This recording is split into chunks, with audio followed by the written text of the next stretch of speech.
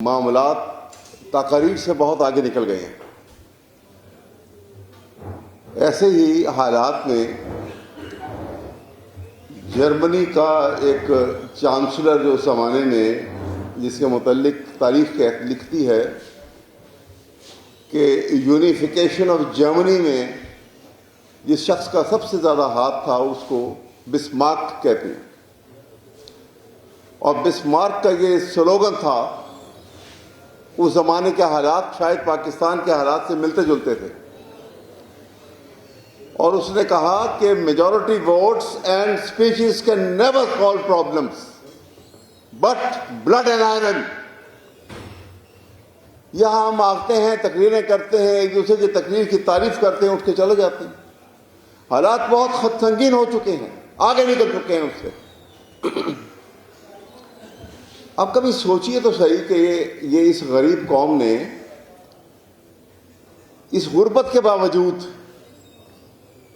اپنا پیٹ کاٹ کر ایک مضبوط آرم فورسز کی بنیاد رکھی اور ایک وہ بڑا بجٹ ان کے لیے مختص کیا، کیونکہ ہمارے سر کے اوپر ایک بہت بڑا دشمن بھارت کی شکل میں موجود تھا اور موجود ہے، اور ہر لمحے یہ خطرہ تھا کہ پاکستان کی سرحدوں کی حفاظت اگر نہ کی گئی، اور حفاظت دو طرح سے تھی،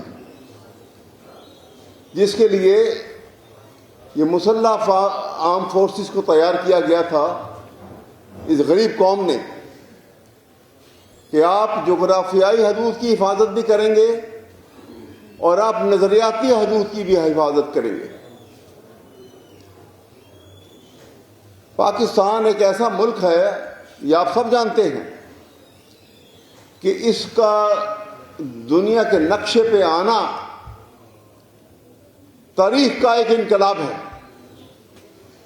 ملکوں میں انقلاب آپ نے دیکھے، لیکن تاریخ کا انقلاب نہیں دیکھا آپ نے، کہ ایک ملک نیا بنتا ہے وہ نظریاتی بنیادوں پر ملک بنتا ہے۔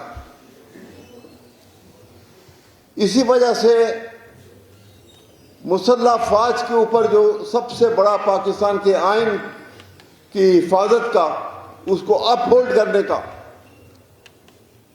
جو ذمہ داری ہے، وہ اس لیے کہ پاکستان کی جغرافیائی حدود کی بھی حفاظت کرنی ہے اور پاکستان کی نظریاتی حدود کی بھی حفاظت کرنی ہے۔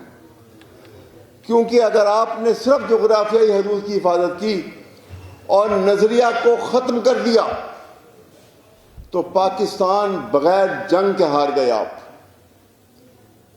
اور اب آپ ہم سب کے سامنے، ہم سب کی آنکھوں کے سامنے، ہم سب کی نظروں کے سامنے اس پورے ملک کی، اور ہم کیونکہ ایک انٹلیکچول ایک ادارے سے تعلق رکھتے ہیں، بار ایسوسی ایشن، اور وکلاء کا تعلق پاکستان کے ساتھ ایک ایموشنل تعلق ہے۔ پاکستان کے بنانے والے بھی، نظریہ دینے والے بھی، پاکستان کا نظریہ علامہ اقبال بیرسٹر تھے، وکیل تھے۔ پاکستان کی تخلیق میں سب سے بڑا ہاتھ حضرت قائد اعظم خود بیرسٹر تھے۔ پاکستان کے پہلے وزیر اعظم بیرسٹر تھے، وکیل تھے، لیاقت علی خان۔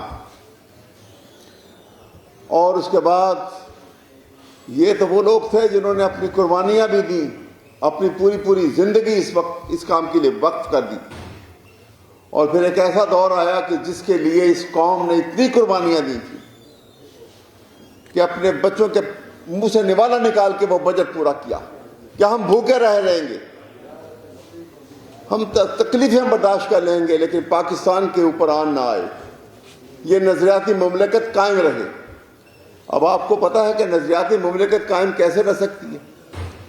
نظریاتی مملکت قائم رہنے کے لیے انتہائی ضروری کیا چیز ہے؟ وہ ضروری چیز ہے کہ وہ الفاظ جو رسول پاک صلی اللہ علیہ وسلم نے سٹی اسٹیٹ آف مدینہ کی بنیاد رکھتے وقت کہے تھے، وہ اس کا حصہ ہے، بنیاد ہے۔ اور وہ کیا تھے؟ ساری دنیا میں بادشاہت کا نظام تھا، اور آپ نے کہا کھڑے ہو کر کہ ان دی اسٹیٹ آف مدینہ، یہ جو ریاست آج جس کی ابتدا بنیاد رکھی گئی ہے، everyone in the state of Medina shall be subservient to law. قانون کے تابع ہوگا ہر شخص، چاہے وہ امیر المومنین ہے، اور ہر شخص قانون کے سامنے برابر ہوگا، چاہے کوئی یہودی ہے، عیسائی ہے، مسلمان ہے، طاقتور ہے، کمزور ہے، کوئی بھی ہے۔ یہ بنیاد ہے نظریاتی مملکت کی۔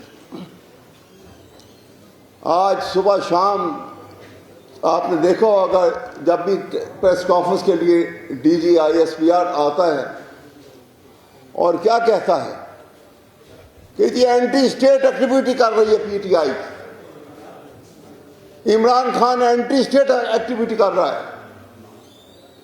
وہ کرا جو یہ اتنی بڑی مہم آرائی کر رہے ہیں، یہ تمام اینٹی اسٹیٹ ایکٹیویٹی ہے۔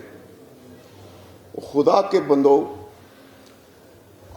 میں آپ کے سامنے بتاتا ہوں اور آپ کے سامنے یہ ساری بات آپ فیصلہ کریں گے کہ اینٹی اسٹیٹ ایکٹیویٹی کس کو کہتے ہیں۔ پاکستان کی نظریاتی حیثیت کو ختم کرنا اینٹی اسٹیٹ ایکٹیویٹی ہے، اور یہ اینٹی اسٹیٹ ایکٹیویٹی کون کر رہا ہے؟ کس نے پاکستان سے رول آف لاء کے تصور کو ختم کر کے یہاں فسطائیت کا نظام نافذ کر دیا ہے؟ کس نے رول آف لاء کی جگہ رول آف اتھارٹی یہاں پہ بحال نفاذ کر دیا ہے؟ جس کا کس نے پاکستان کے آئین میں سے جوڈیشری کی آزادی ختم کر دی ہے، سلب کر دی ہے؟ پاکستان میں سپریم کورٹ ناپید، عدالتوں کی آزادی ختم۔ یہ ایک ان الیکٹڈ حکومت کو پارلیمنٹ کے اوپر مسلط کر دیا۔ تو کیا کہوں گا میں؟ یہ کہوں گا کہ ایک خالق نے ایک مخلوق حکومت بنائی جو اس کے انگوٹھے کے نیچے ہے، اور اس مخلوق حکومت نے اپنے انگوٹھے کے نیچے دھاندلی سے پاکستان کی جوڈیشری کو کر دیا۔ اس سے بڑا فسطائیت کا نظام کیا ہوگا؟ اس سے بڑا فسطائیت کا نظام کیا ہوگا؟ اور ہم ہمیشہ سمبلائز کرتے رہے کہ فسطائیت سے مراد فرعونیت ہے۔ تو اسی لیے ہم کہا کرتے تھے اور اب بھی کہتے ہیں، اسی لیے آج بھی وہی نظام ہے کہ نہ گفتگو سے نہ وہ شاعری سے جائے گا، عصا اٹھاؤ کہ فرعون اسی سے جائے گا۔ یہ فیصلہ خدا کے لیے ہمیں کرنا پڑے گا۔ کب تک اسی طرح روتے پیٹتے آنسو بہاتے اور سسکیاں لیتے ہوئے اپنے بچوں کو بھی اسی حال میں دیکھتے ہوئے ہم زندگی گزار دیں گے؟ زندگی کے سانس پورے کرنے کے لیے ایڑیاں رگڑ کے بھی مریں گے تو اتنے ہی سانس ہیں، اور اپنے حقوق کی حفاظت کے لیے، اپنے وطن عزیز کی حفاظت کے لیے، اس نظریاتی مملکت کی حفاظت کے لیے اگر چھاتی پہ گولی کھا کے مریں گے تو پھر بھی اتنے ہی سانس ملیں گے۔ ہمیں فیصلہ ہمیں کرنا ہے، اور یہ فیصلہ خدا کے لیے ذہنی طور پہ اور قلبی طور پہ ہمیں کر لینا ہوگا۔ یہ فیصلہ بہت ہو چکا۔ آپ نے سنا، میں حیران رہ گیا کہ جب ہمارے سو کارڈ وزیر داخلہ محسن نقوی صاحب نے کہا کہ یہ جو عمران خان کو جو آنکھ کی تکلیف میں ان کے علاج میں جو تاخیر ہوئی ہے، اس کی ذمہ داری جو ہے وہ PTI کے اوپر ہے۔ اب خدا کے بندوں سے پوچھے کوئی کہ عمران خان جیل میں، کوئی وہاں پہ جا نہیں سکتا، کوئی ان سے مل نہیں سکتا، وہ پابند سلاسل ہے، کسی کی ملاقات نہیں ہو سکتی، تو ان کا علاج کی تاخیر جو ہے وہ PTI کی ذمہ داری کیسے ہو گئی؟ ان کی وجہ سے کیسے ہو گئی؟ ایک انسانی سوچ، یعنی اس کا مطلب یہ ہے کہ PTI نے پروٹیسٹ کیا، اور اس پروٹیسٹ کی وجہ سے ہم نے ضد میں دیر کر دی اس کے علاج میں، اس کا مطلب یہ ہے. تو بتائیے اس سے بڑا جرم کیا ہو سکتا ہے؟ اس کرمنل نیگلیجنس کی سزا کتنی بڑی سے بڑی ہو وہ بھی کم ہے. اور میں نے کل ٹی وی کے اوپر یہ بات کی کہ اگر یہ جو بات کی ہے محسن نقوی نے، اگر سنگاپور میں یہ بات کی ہوتی انہوں نے کسی پابند سلاسل لیڈر کے متعلق، تو سنگاپور کے قانون کے تحت اس کو کوڑوں کی سزا دی جاتی، اور کوئی حکومت اس میں ریلیکسیشن آف رول کی پالیسی نہیں ہے، روک ہی نہیں سکتا. خدا کے لیے اب وقت جو ہے یہ ہم گفت شریف سے، بات چیت سے، تقاریر سے آگے نکل گیا ہے. پاکستان کو بچانا ہے تو وہ نوالے جو ہماری غربت کے مارے ہوئے غریب لوگوں نے، بلو پاورٹی لائن کے لوگوں نے بجٹ اکٹھا کر کے یہ کام کیا. اب وقت کا تقاضا ہے کہ پوری قوم کھڑی ہو، اور پوری قوم کھڑی ہو کے ایک ہی نعرہ ہوا ہمارا، پاکستان میں آئین سن 73 کا آئین اپنی اصل شکل میں بحال ہو، اور پاکستان کے آئین کے تمام ادارے،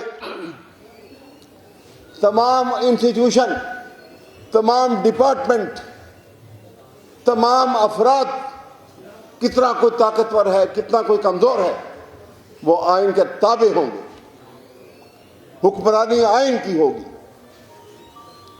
اور جو اس سے منحرف ہوگا اس کو سرعام سزا دی جائے گی.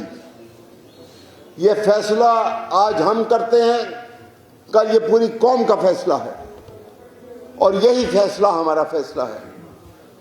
اور اس کے لیے ہم اور آپ اپنے آپ کو ہر قسم کی قربانی کے لیے پیش کرتے ہیں.